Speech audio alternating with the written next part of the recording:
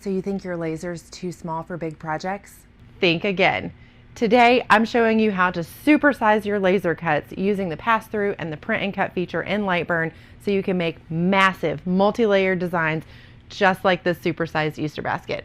By the way, if you're new here, I'm Monica and I share all things laser and CNC related to help you get the most out of your machines. Whether you want to make large signs, oversized decor, or multi-piece projects, I'll walk you through the entire process so you can start thinking big with your laser. Hang on tight because we're going to go at warp speed. So if you're ready, let's dive in.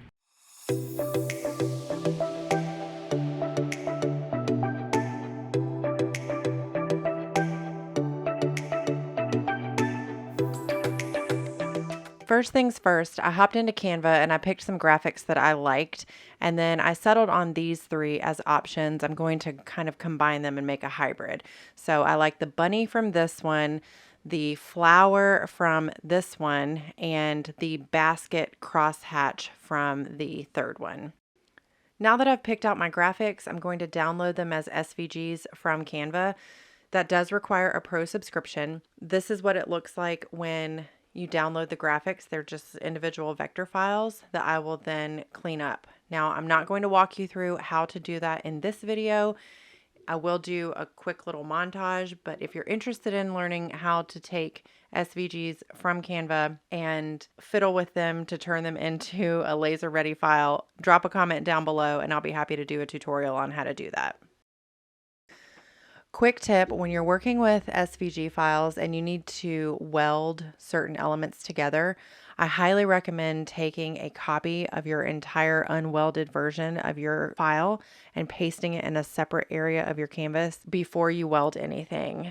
That way you've got a copy of the original. If you need to go back to it, if you need to refer to it or make any adjustments, you don't have to completely start from scratch on those edits. I can't tell you how many times that has been a lifesaver for me. So highly recommend taking a copy before you merge or weld anything together. Now I'm just working on the individual elements of the file. So that includes the bunny, the face, the ears, the little fabric piece that's hanging over the edge of the basket, the eggs, all of those need to be separated out. They are going to go on top of the backer piece. So I've got to create individual vectors for those elements as well. The final thing you need to do to get the file ready to send through your pass-through is creating targets. So you want to create a circle by pressing the shift key and dragging so that you have a perfect circle. And then you want your draw tool, you want to create crosshairs. So one vertical line, one horizontal line, make sure you center the lines in the circle, group them together, and that becomes a target. You want two targets for every cut you're going to do. So in this case, I have 3 sections, so I'm going to need 4 targets. So you need a set of targets for every section that you're going to have in your pass-through.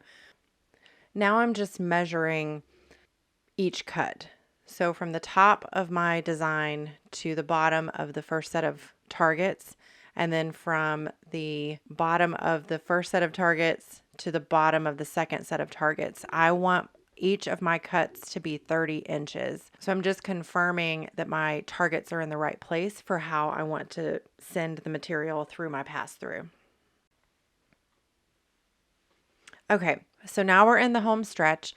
The last thing you need to do to get your file ready to send to the laser is to cut your design into sections. So what you want to do is draw a rectangle around the top section that you plan to cut. So from the top of your design to the bottom of your first set of targets, you want to draw a rectangle. And make sure that you select either the T1 or the T2 layer for the rectangle. T1 and T2 are tool layers, so they don't actually cut or engrave. They're more like guidelines or visual aids for aligning your project. So create that rectangle around the first section that you plan to cut, and then select your design, then select your tool layer, and then go to Tools, Cut Shapes. Now your design is in 2 pieces. So you have the top piece and then you have the whole bottom piece. Then I'm going to do the exact same thing again for my second cut. I'm going to create a rectangle around my second layer.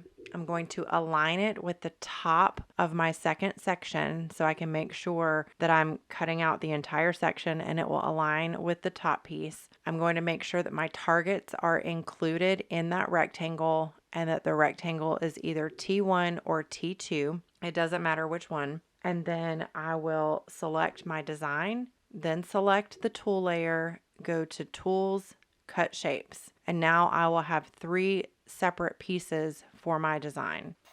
Whew. Now that the design is complete, it's time to get the laser ready.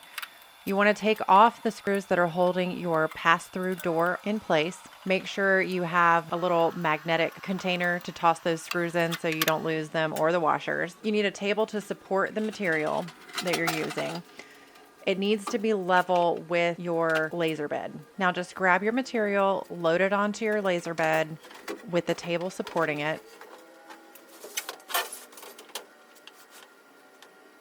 I like to preload some hold down pins at the back of my laser so I can hold down the material for the first cut. Now, my laser is huge. It's a huge pain in the butt to get back there to push down those hold down pins. So I'm just grabbing a piece of scrap wood to kind of tap them into place. And now we're ready to cut. For your first cut, you're going to send it to the laser just like you would any other file. And you want to make sure your top segment and the targets are selected before you send it to the laser. Give it a quick little frame to make sure the design is going to cut where you expect it, and then just let her run.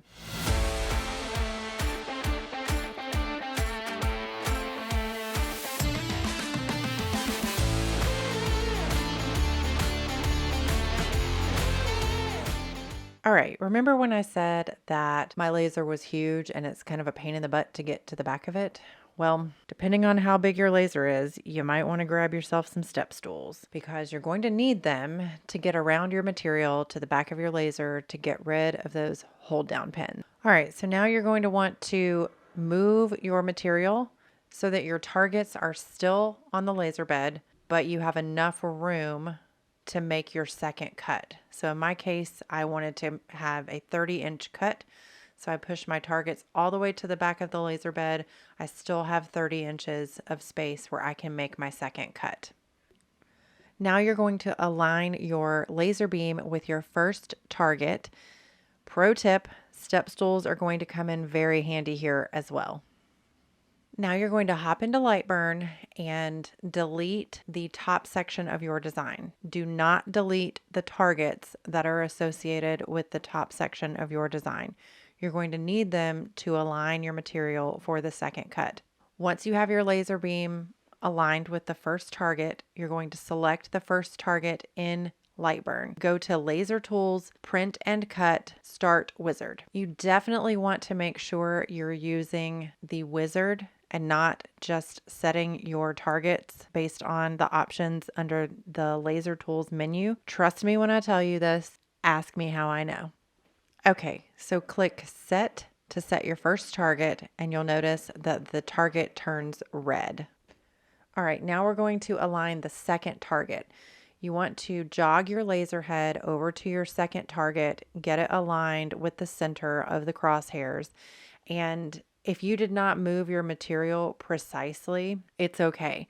You're just going to jog your laser beam left, right, up, down to get to the center. Lightburn will know where your material is on the laser bed and will cut it correctly based on the inputs that you're going to put into Lightburn with your targets. Once you've got your laser head jogged to the correct position, you're going to go back to Lightburn, highlight your second target, and click Set. Another dialog box is going to come up asking if you want to have scaling or no scaling. If your design is set in Lightburn to be the size you want it to be when you cut it, select no scaling. In this case, mine is set to the size I want. I'm going to click no scaling.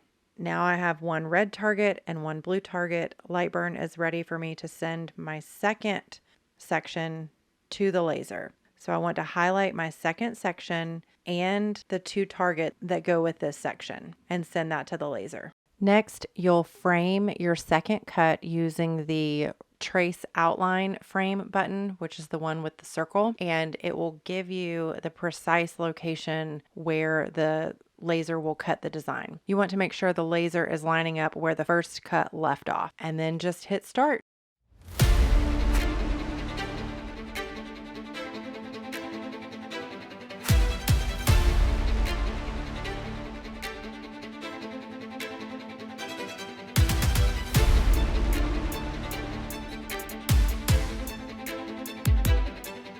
Okay, so now it's just rinse and repeat.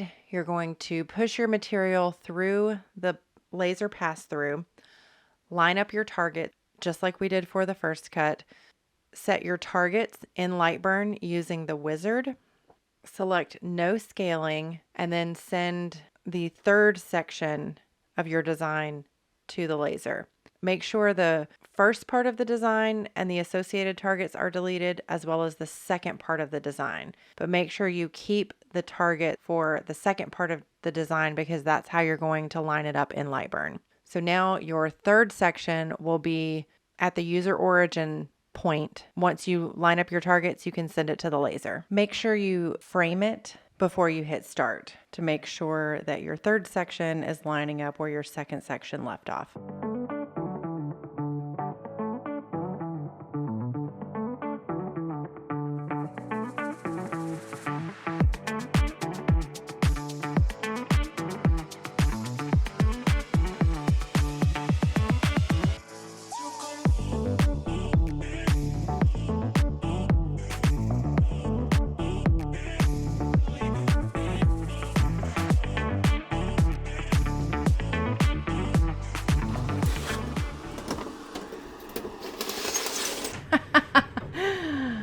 Oh my goodness, that is a big bunny.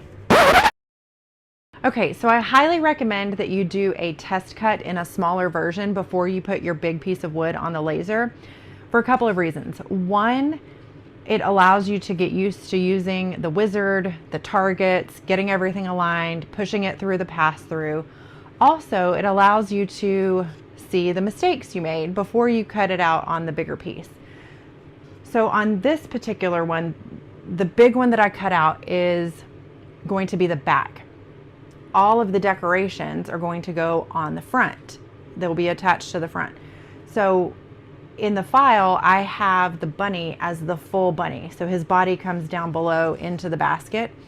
And I can't have that, obviously, because he's going to go on top and he'll cover up the basket. So I'm going to hop into Lightburn and adjust the file, and then we can cut him out and all of the other accessories, get it painted, get it assembled, and see how it looks. Since my design is only 6 feet tall, I still have 2 feet at the bottom of the material where I can cut out some of the remaining pieces, like the bunny, the flower, the face, and then I'll load a second piece of wood onto the laser to cut out the little fabric piece that comes out of the basket, the eggs, and anything that didn't fit on the first piece. Now I'm going to dry fit everything to confirm that all of the pieces that go on top are aligning properly, so I don't have any surprises before I move into the glue up. Dry fit is looking good. I did decide that the nose looked a bit like a beak, so I changed that out. We'll just put some wood filler in it, sand it up, paint over it. You won't even be able to tell. And then there's one little spot where the flower didn't quite align. No big deal. That's going to be covered with paint. Speaking of paint, we are going to stain the basket a light brown color, then yellow, like a pale yellow, bright colored eggs, white bunny, yellow flower, and of course pink on the ears. So let's go ahead and get it painted up.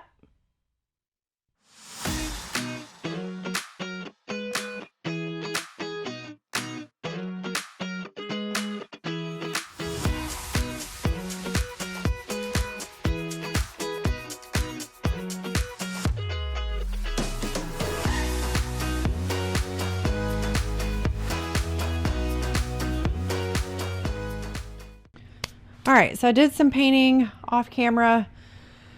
We're going to go ahead and assemble this thing and stand her up and see what she looks like. I'm so excited. I've been walking around the shop all week with this huge bunny just kind of tucked in the corner while I was working on other things. And I've been excited all week. So ready to put this thing together. I am going to use wood glue for most of it and then some CA glue for some other spots. And I did leave this unpainted so that the glue would adhere properly. And yeah, so without further ado, let's get gluing. I did get a little ambitious with the glue here. I decided to put it all over the back piece. Next time, I would highly recommend putting the glue on the accessory that's going on top and then aligning it and gluing it down, because I ended up with glue everywhere. And I ended up having to put some nails in a few places because the wood was, some of the pieces of wood were bowed. Now let's get her face assembled.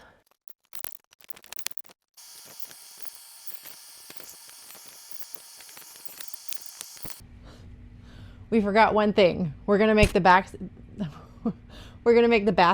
a little extra. I cut out some little circles that I am adding to the little cross sections on the basket just to give it a little bit more interest. Okay. Finished product. I think I'm gonna put a little ribbon around her neck or something. I feel like she needs something.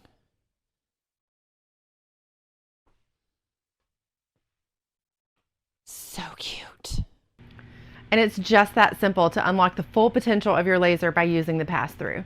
This supersized Easter basket turned out so adorable, and you can use this technique for all kinds of oversized projects.